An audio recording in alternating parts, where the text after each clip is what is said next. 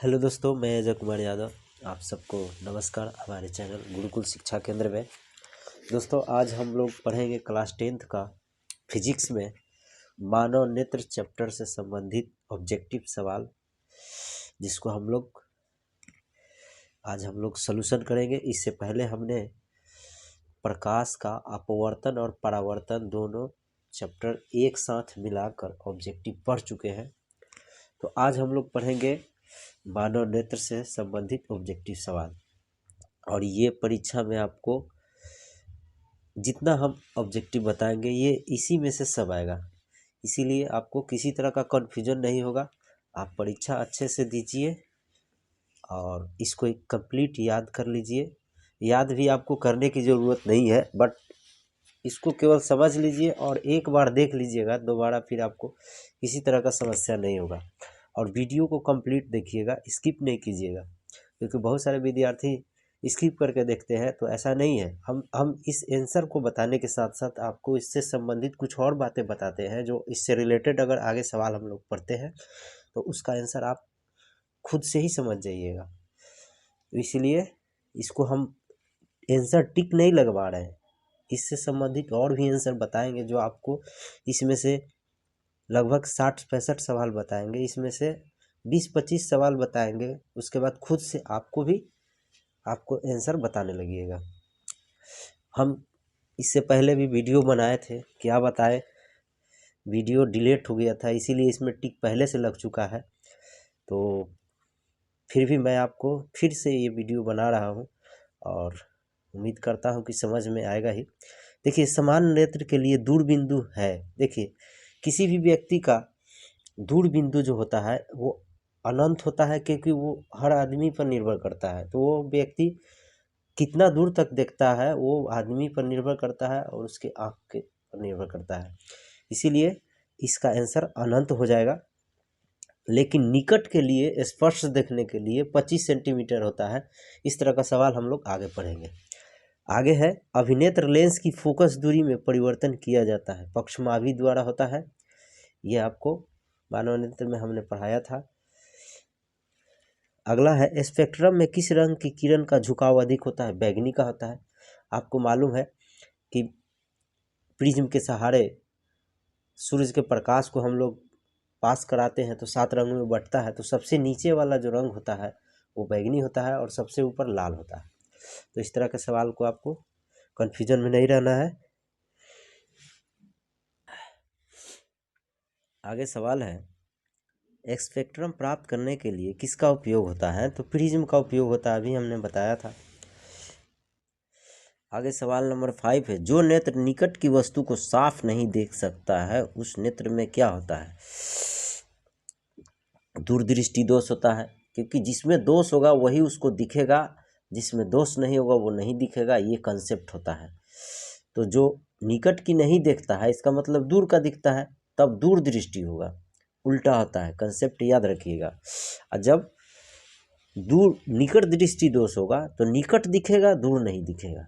ठीक है, चलिए आगे। मानव नेत्र में उत्तल लेंस होता है, ये तो आपको आसान है।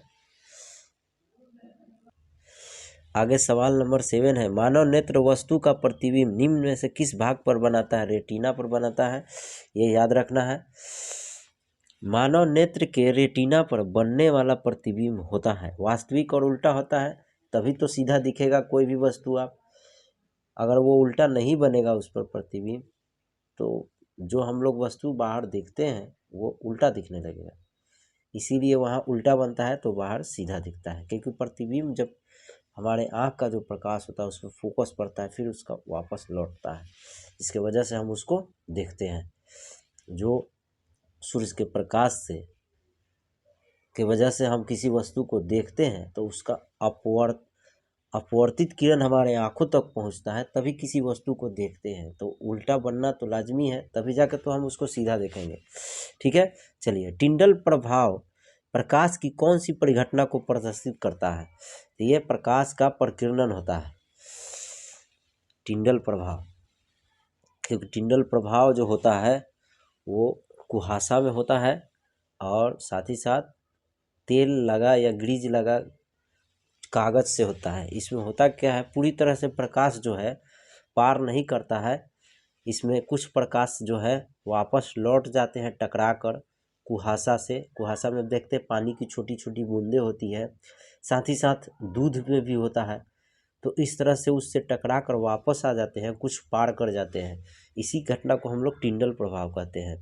चलिए, दूरदृष्टि दोष वाली आँख साफ साफ देख सकती है। देखो, दूरदृष्टि दोष है तो दूर की वस्तु को देखेगा, निकट को तो देखेगा नहीं। इससे पहले हमने बताया था, निकट दृष्टि दोष वाला व्यक्ति को निकट का दिखेगा, दूर का नहीं दिखेगा। इसमें क्या दिया, निकट की वस्तु को अच्छी तरह से देखता है। अब आगे, नेत्र द्वारा किसी वस्तु का कैसा प्रतीक वास्तविक उल्टा तथा छोटा बनता है। वास्तविक उल्टा तो बनता ही है, लेकिन छोटा छोटा का बात है, मैं वो समझा देता हूँ क्योंकि ये तो पहले बता दिया। देखिए, छोटा अब देखते हैं, बड़ा बड़ा सा ट्रक जाता है, बड़ा ट्रेन जाता है, कितनी भी बड़ा वस्तु जाए, हमारे आँख जो है उसको कैद कर लेती है। तो हमारे आँखों में जो प्रतिबिंब बनता है वो छोटा बनता है ना जी। हमारा आँख कितना छोटा है, कोई भी वस्तु बड़ा से बड़ा है उसको हम लोग देख लेते हैं। तो देखते हैं क्यों, जब उसका प्रतिबिंब हमारे आँखों में बनता है तभी तो देखते हैं। तो इतनी छोटी सी आँख में उतना बड़ा सा ट्रक का ट्रक कैसे घुस जाएगा, तो उसका छोटा प्रतिबिंब हमारे अंदर बनता है तभी तो देखते हैं। समझ में आया। चलिए, अब समस्या होगा तो कमेंट कीजिएगा। और एक बात मैं और बता देना चाहता हूँ, पहला हमने प्रकाश का परावर्तन और अपवर्तन चैप्टर में हमने पढ़ाया है, इसमें पहला ही सवाल मिस्टेक हो गया है, उसका आंसर आपको मिट्टी होगा। हमने प्लास्टिक दिए हैं, इसके लिए सॉरी, आप मिट्टी कर लीजिएगा। चलिए ठीक है। और भी किसी तरह का सब्जेक्ट में प्रॉब्लम हो तो कमेंट कीजिएगा। और हमने मैथ का ऑब्जेक्टिव चढ़ा चुके हैं, प्ले लिस्ट में जाकर देख सकते हैं पूरे चैप्टर का, क्लास 10th का। और साथ ही साथ फिजिक्स का भी चढ़ा चुके हैं सब्जेक्टिव। और किसी तरह का एनसीईआरटी सॉल्यूशन पूरे मैथ का डाला हुआ है। अब इस तरह से जो जो समस्या है आप कमेंट कीजिएगा, मैं आपको पूरा करते जाऊंगा, क्योंकि आप ही के वजह से हम हैं, वरना हम कहाँ होंगे। आप हैं तो हम हैं, हम तो आप ही पर आधारित हैं। आँख व्यवहार करती है उत्तल लेंस की तरह, क्योंकि हमारे आँखों में उत्तल लेंस होता है तो उसी तरह व्यवहार करेगी। क्योंकि उत्तल लेंस का व्यवहार क्या है, वो निकट की वस्तु को भी देखता है, दूर की वस्तु को भी देखता है। अवतल लेंस में ऐसा नहीं होता है, वो केवल निकट का दिखता है। इसीलिए ऑप्शन बी हो जाएगा। 14, समान आँख के लिए स्पष्ट दर्शन की न्यूनतम दूरी होता है 25 सेंटीमीटर। देखिए, समान आँख के लिए स्पष्ट दर्शन की न्यूनतम मतलब होता है मिनिमम, मतलब कम से कम 25 सेंटीमीटर की दूरी पर कोई वस्तु रहना चाहिए आँख से। उससे कम होगा तो आँख साफ साफ नहीं दिखेगा। आप आँख के बहुत नज़दीक किसी वस्तु को या अपने हाथ को ही ले जा करके देखिए, साफ साफ नहीं दिखेगा। साफ साफ तभी दिखेगा जब कम से कम 25 सेंटीमीटर की दूरी पर रखिएगा, और उससे अधिक भी रखिएगा तो दिखेगा।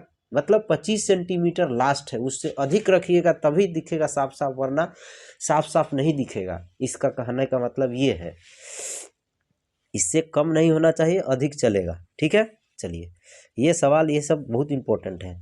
किसी दृष्टि दोष के निवारण के लिए अवतल लेंस का प्रयोग किया जाता है। तो अवतल लेंस के लिए तो निकट का प्रयोग किया जाता है, क्योंकि वो निकट का दिखाता है, दूर का तो दिखाता नहीं है। इसलिए ऑप्शन क्या हो जाएगा, बी आपका।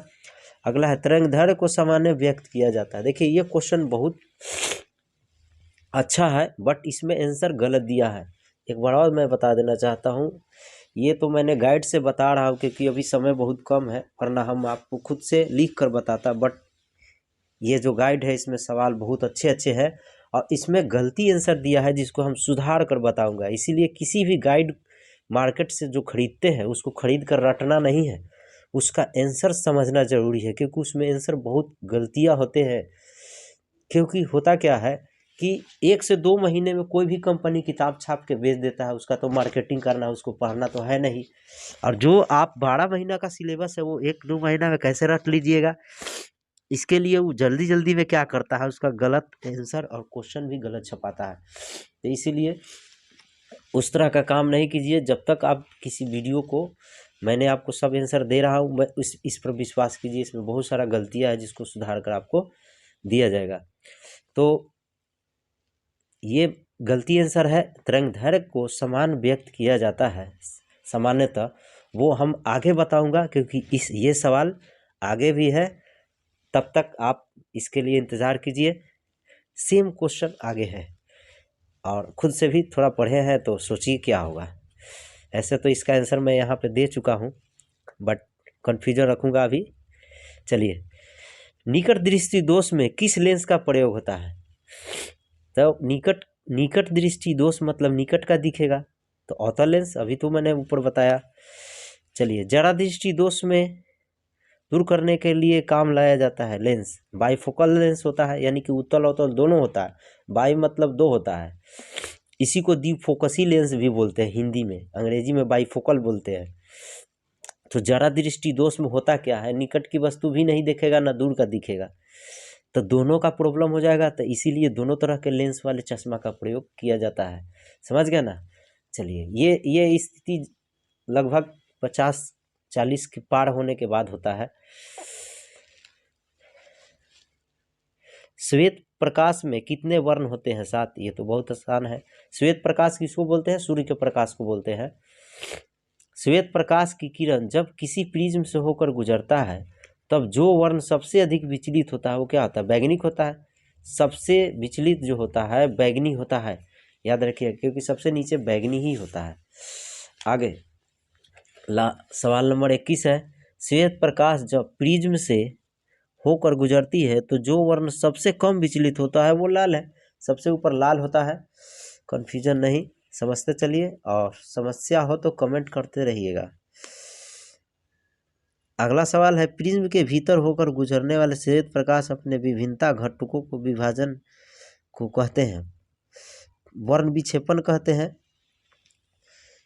जब प्रकाश को 7 रंगों में बांट देता है उसे वर्ण विक्षेपण कहते हैं। वर्ण मतलब रंग होता है, और सूरज के प्रकाश जो होता है 7 रंगों का मिश्रण होता है, बैजी आफ पिनाला, समझ गए।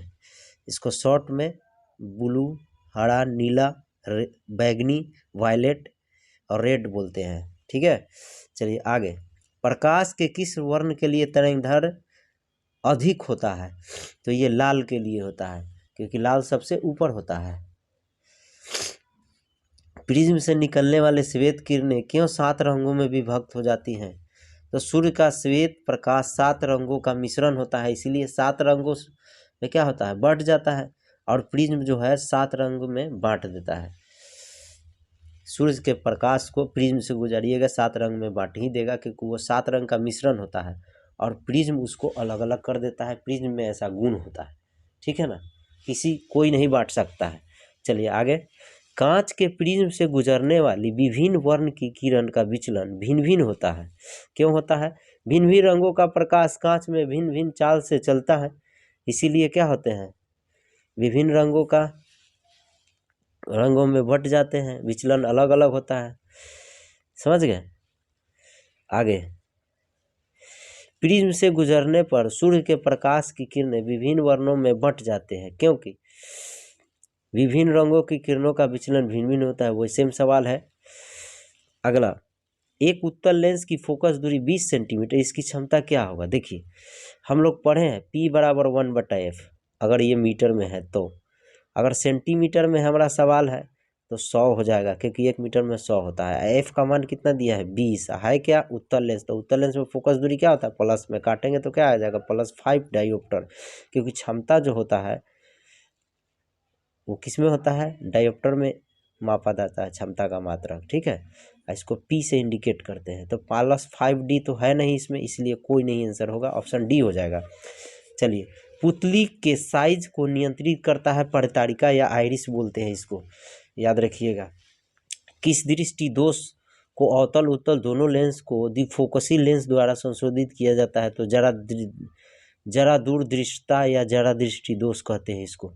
जरा दूरदृष्टता या जरा दृष्टि दोष कहते हैं इसको, ठीक है। इस तरह के हम लोग लेंस में उत्तल और अवतल दोनों लगाते हैं, इससे पहले हमने पढ़े थे, जिसको द्विफोकसी लेंस भी बोलते हैं। आगे सवाल नंबर 30 है, नेत्र में प्रवेश करने वाली प्रकाश किरणों का अधिकांश अपवर्तन होता है। नेत्र में प्रवेश करने वाले अधिकांश अपवर्तन होता है प्रकाश का, क्या होता है? कॉर्निया के बाहर पृष्ठ पर होता है, बाहरी पृष्ठ पर, समझ गए। चलिए अगला सवाल है 31 नंबर। जब सूर्य का प्रकाश वायुमंडल से गुजरता है तो वायु के सूक्ष्म कण किस रंग के प्रकाश को अधिक प्रबलता से प्रकीर्णन करता है? तो देखिए वायुमंडल में जब करता है तो नीला को करता है, इसीलिए आकाश क्या दिखता है? नीला दिखता है। समझ गए ना, इसलिए कन्फ्यूजन नहीं। आगे सवाल की ओर हम लोग चलते। सवाल नंबर 32 है, मानव नेत्र कार्य करता है, कैमरा की भांति काम करता है। याद रखिएगा, किसी भी वस्तु बड़ा से बड़ा हो, छोटा से छोटा हो, वो कैद कर लेता है। तो जस्ट लाइक कैमरा की तरह काम करता है। प्रकाश एक पतली झिल्ली से होकर नेत्र में प्रवेश करता है। इस झिल्ली का नाम कॉर्निया और स्वच्छ मंडल भी बोलते हैं। तो इसमें आंसर आपका सी हो जाएगा, ए और बी दोनों। चलिए, किसी अंतरिक्ष यात्री को आकाश कैसा दिखता है? तो काला दिखता है। अंतरिक्ष में वायुमंडल होता ही नहीं है, यानी कि वहाँ वायु नहीं होता है, इसीलिए वहाँ काला ही काला दिखता है। याद रखिएगा, बहुत इंपॉर्टेंट क्वेश्चन। प्रकाश का चाल न्यूनतम होता है, सबसे कम किस में होता है? तो सबसे अधिक पहले जानिए, सबसे अधिक हवा में होता है, निर्वात में होता है, उसी को वायु भी बोलते हैं। हवा, वायु, निर्वात, शून्य, ये चार नाम जो है सेम है। तो हवा और वायु और निर्वात तो सेम हो गया। और जल में होता है हवा से कम, और सबसे कम कांच में होता है। मैंने इस ऑप्शन के अनुसार, और भी होते हैं बट इसमें आंसर आपका क्या हो जाएगा? कांच हो जाएगा। कांच में कम होता है, इससे ज़्यादा जल में होता है, इससे सबसे अधिक इस दोनों में होता है, क्योंकि दोनों सेम है। चलिए, कॉर्निया के पीछे एक संरचना होती है, उसे कहते हैं परितारिका या आइरिस बोलते हैं। परितारिका नियंत्रित करता है पुतली के साइज को, नियंत्रित करता है, क्योंकि हम लोग का आँख जो है दूर की वस्तु को देखता है तो क्या करता है? फैल जाता है, और लेंस को क्या कर देता है? बड़ा कर, पतला कर देता है, और नज़दीक दिखता है तो मोटा कर देता है। चलिए आगे, नेत्र में प्रवेश करने वाली प्रकाश की मात्रा को नियंत्रित करता है पुतली। याद रखिएगा, बृहत मतलब बड़ा संख्या में प्रकाश सुग्राही कोशिकाएं कहा जाता है, रेटिना को। समझ गए ना। चलिए, विद्युत सिग्नल कौन उत्पन्न करता है? प्रकाश सुग्राही उत्पन्न करता है विद्युत सिग्नल। सिग्नलों की व्याख्या कहाँ होती है? मस्तिष्क में होता है। किसी तरह का घटना या किसी तरह का आपके सामने कुछ हलचले होंगे तो वो मस्तिष्क ही फैसला करता है आगे क्या करना है। ठीक है, आगे, मोतियाबिंद की स्थिति में होती है। मोतियाबिंद की स्थिति में क्या होती है? क्रिस्टलीय लेंस दुधिया हो जाए, क्रिस्टलीय लेंस धुंधला हो जाए। ये ए और बी दोनों हो जाएगा, क्योंकि आपको जब मानव नेत्र हम पढ़ाते थे और उसमें जाकर देख सकते हैं, उसमें कच्चाभ द्रव होते हैं, एक्वस ह्यूमर बोलते हैं अंग्रेजी में उसको क्रिस्टलीय जल भी बोलते हैं। तो वो जो होता है लेंस को, जो होता है वो नमी बनाए रखता है लेंस को, जो बड़ा छोटा करने में और इधर उधर घुमाने में मदद करता है। इसको क्रिस्टलीय लेंस कहते हैं, जिसको धुंधला हो जाता है, दुधिया हो जाए मोतियाबिंद के समय, जिसके कारण क्या होता है? न दिन में दिखता है न रात में दिखता है। समझ गए। तभी तो कहता है बोलचाल की भाषा में, रतौधी इसी को बोलते हैं, मोतियाबिंद हो गया है। गांव में लोग इस तरह का गाली गलौज करते हैं तो बोलते हैं। कभी कभी गलतियाँ हो जाते हैं दिन में ही, तो बोलता है सब नहीं दिख रहा है। समझ गए ना। चलिए, धुंधलापन दिखता है उसमें, साफ साफ नहीं दिखेगा दिन में भी। चलिए, वायुमंडल में प्रकाश का कौन सा रंग अधिक प्रकीर्णित करता है? तो वो क्या होता है? वायुमंडल में कहेगा तो नीला लिखेंगे, और ब्रह्मांड कहेगा या अंतरिक्ष में कहेगा तो काला कहेंगे। ठीक ना, याद रखिएगा। इसीलिए क्या होता है, वायुमंडल में जो आकाश जो है नीला दिखता है। इंद्रधनुष में कितने रंग होते हैं? 7, क्योंकि इंद्रधनुष की घटना जो भी होता है तो सूर्य के विपरीत दिशा में होता है, और सूर्य के प्रकाश में क्या होता है? 7 रंग होता है, इसीलिए उसमें भी 7 रंग रहता है। चलिए, सर्वप्रथम सूर्य का स्पेक्ट्रम प्राप्त करने के लिए कांच के प्रिज्म का उपयोग किसने किया था? न्यूटन साहब ने किया था। चलिए आगे सवाल है, याद रखिएगा। अगला सवाल है 46 नंबर, इंद्रधनुष किस दिशा में बनता है? इंद्रधनुष सूर्य के विपरीत दिशा में बनता है। याद रखिएगा, अगर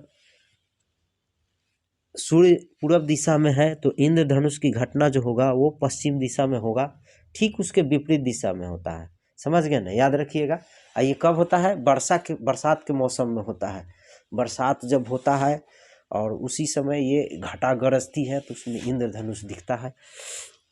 ठीक है, चलिए, निर्वात में प्रकाश की चाल होती है 3 × 10⁸ मीटर पर सेकंड, याद रखिएगा।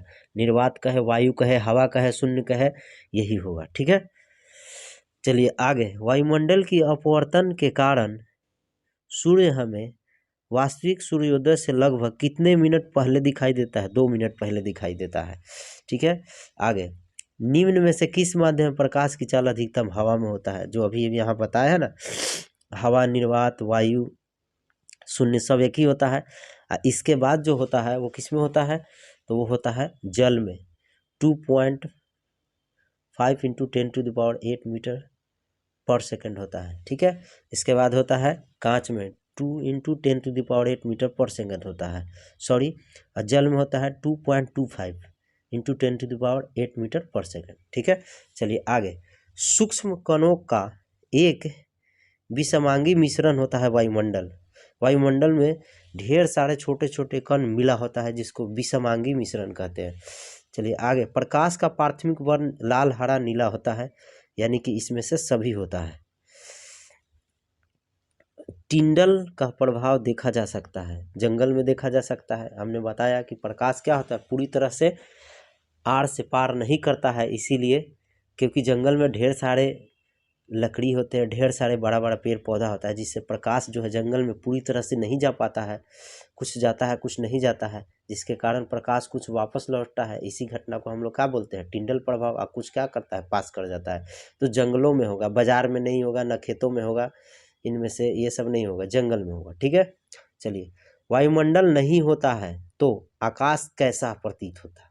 वह काला दिखेगा, तो वो तो अंतरिक्ष यात्री को दिखता ही है अंतरिक्ष में। चलिए आगे, अत्यधिक ऊंचाई पर उड़ते हुए यात्रियों को आकाश कैसा? काला ही ना दिखेगा जी। ज़्यादा ऊंचाई पर जाइएगा तो क्या मिलेगा? वायुमंडल रहेगा ही नहीं, तो काला तो दिखेगा। खतरे का सिग्नल क्या होता है? लाल होता है, ठीक है। आगे, सूर्योदय या सूर्यास्त के समय आकाश कैसा? लाल दिखेगा। देखिएगा, सब जब सूरज उगता है या डूबता है तो सूरज क्या दिखता है? एकदम लाल दिखेगा, जिसको रक्ताभ भी बोलते हैं, रक्त की तरह वो होता है। क्यों होता है? क्योंकि उस समय पृथ्वी के नज़दीक होता है, क्या? सूरज, इसीलिए लाल दिखता है। लेकिन जैसे ही 12-1 बजता है तो सूरज जो होता है उजला दिखने लगता है, क्योंकि वो दूर चला जाता है पृथ्वी से, इसीलिए सभी रंग मिल जाते हैं, इसीलिए हम लोग को वाइट दिखता है। और उस समय जो सुबह और शाम में क्या होते हैं? नज़दीक होते हैं, इसीलिए रेड का ज़्यादा हम लोगों को आँखों के द्वारा दिखाई देता है, ठीक है ना। चलिए आगे, दोपहर के समय सूर्य कैसा? तो वो श्वेत दिखेगा, जिसको वाइट भी बोलते हैं, उजला बोलते हैं, ठीक है। आगे, किसी माध्यम में छोटे छोटे कणों के निलंबन को क्या कहते हैं? कोलाइड कहते हैं। छोटे छोटे निलंबन को कोलाइड कहते हैं। किसी कोलाइड के विलयन में निलंबित कणों से प्रकाश के प्रकीर्णन को क्या कहते हैं? टिंडल प्रभाव। कोलाइडी विलयन किसको कहेंगे? कुहासा को। कुहासा में क्या होता है? वायु होते हैं, उसमें छोटा छोटा जल की मात्रा मिला रहता है। साथ ही साथ एक और एग्जाम्पल मैं बता दूं तो दूध हो जाएगा। दूध में भी क्या होता है? जल होते हैं, और घी का छोटा छोटा कण मिला रहता है, मक्खन का, इसीलिए उसमें प्रकाश क्या होता है? पूरी तरह से पास नहीं करता, कुछ ही पास करता है, जिसको हम लोग टिंडल प्रभाव कहते हैं, ठीक है ना। चलिए आगे, आगे सवाल नंबर हम लोग का क्या हो जाएगा? आगे सवाल है, तारों के टिमटिमाने की व्याख्या किस सिद्धांत पर आधारित है? अपवर्तन के सिद्धांत पर है, प्रकीर्णन के नहीं, याद रखिएगा। अपवर्तन की घटना जो होता है, अपवर्तन के अंदर ही प्रकीर्णन की घटना होता है, इसीलिए अपवर्तन के सिद्धांत होता है। बहुत विद्यार्थी कंफ्यूज रहता है, प्रकीर्णन नहीं लिखिएगा, ठीक है, अपवर्तन होगा। आगे, प्रकाश की किस घटना के कारण सूर्य में वास्तविक सूर्योदय से लगभग 2 मिनट पूर्व दिखाई देता है? वायुमंडलीय अपवर्तन के कारण, क्योंकि वायुमंडल में आप देखते हैं कई तरह के हवा, कई तरह के कण मिले रहते हैं, जिसके वजह से हम लोग को सूर्य 2 मिनट पहले ही दिखाई देता है, ठीक है। चलिए आगे, निम्नलिखित में कौन नेत्र का भाग होता है? रंगीन भाग होता है। तो कॉर्निया जो होता है नेत्र का रंगीन भाग होता है। अगला सवाल है, तरंगधर को समानतः व्यक्त किया जाता है। हाँ देखिए, ये सवाल आ गया जो हम आपको छोड़े थे। देखिए, तरंगधर का जो होता है समानता जो व्यक्त किया जाता है एंगस्ट्रम से। एंगस्ट्रम को ऐसे लिखा जाता है, और एक एंगस्ट्रम बराबर होता है 10⁻⁻10 मीटर होता है, ठीक है ना। इसीलिए कंफ्यूज नहीं होना है। इसका आंसर आपको एंगस्ट्रॉम होगा। वहाँ पे तो ऑप्शन ही नहीं दिया है, गलती है। यहाँ पे दिया भी है तो आपका आंसर सी दिया है। एम्पियर नहीं होता है। एम्पियर जो होता है विद्युत धारा का मात्रक होता है, समझ गए ना। तो इसीलिए एंगस्ट्रॉम ऑप्शन डी होगा। ये इस तरह से आपका ऑब्जेक्टिव गलत रहेगा। जो बाज़ारों में गाइड मिलते हैं ना, वो आपको गलती आंसर बताएगा, ठीक है ना, इसलिए उस पर विश्वास नहीं। चलिए, प्रकाश की चाल विभिन्न माध्यम में भिन्न भिन्न होती है। आपको बताए हैं कि सबसे अधिक वायु में होता है, निर्वात में होता है, शून्य में होता है, सब एक ही है, ठीक है ना। और उसके बाद फिर क्या होता है, जल में होता है, उसके बाद कांच में होता है, ये सब कम होता है, लेकिन सबसे अधिक वायु में होगा। यानी कि उसका माध्यम जो है भिन्न भिन्न माध्यम में चाल भिन्न भिन्न होता है। चलिए आगे, ये वीडियो इसमें टिक लगा है, पहले भी बताए हैं, पहले वीडियो बनाए थे, बट क्या हुआ किसी कारणवश डिलीट किसको करना था डिलीट हो गया, इसीलिए पहले से टिक लग चुका है, इसीलिए कन्फ्यूजन नहीं रहिएगा। चलिए फिर से वीडियो बना रहा है, बट कोई बात नहीं, आपके लिए हम ये सब कर रहे हैं। आपकी भलाई होनी ज़रूरी है, तभी मेरा भलाई होगा।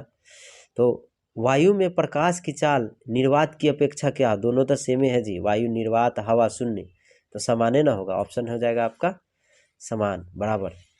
तारे के टिमटिमाने के कारण क्या है, वायुमंडलीय अपवर्तन के कारण क्या होते हैं, तारे टिमटिमाते हुए दिखते हैं, बट तारे टिमटिमाते नहीं है, लेकिन वायुमंडलीय अपवर्तन के कारण कई धूल कण मिले रहते हैं, जिसके वजह से हम लोग को क्या दिखता है, टिमटिमाते हुए दिखता है। मानव नेत्र के लिए दृष्टि का स्थायित्व होता है 1/10 सेकंड होता है, यानी 10 सेकंड में एक बार क्या होता है, स्थायित्व होता है, स्थित होता है, उसके बाद चेंज होते रहता है, ठीक है। तो ये आपका ऑब्जेक्टिव कंप्लीट मानव नेत्र का हो गया। अब हम लोग आगे विद्युत पढ़ेंगे, विद्युत से संबंधित ऑब्जेक्टिव पढ़ेंगे। अगर चैनल को सब्सक्राइब नहीं किए हैं तो सब्सक्राइब कीजिएगा। आगे हम लोग मिलेंगे नेक्स्ट ऑब्जेक्टिव में के साथ, तब तक के लिए धन्यवाद। अच्छा लगे तो शेयर कीजिए।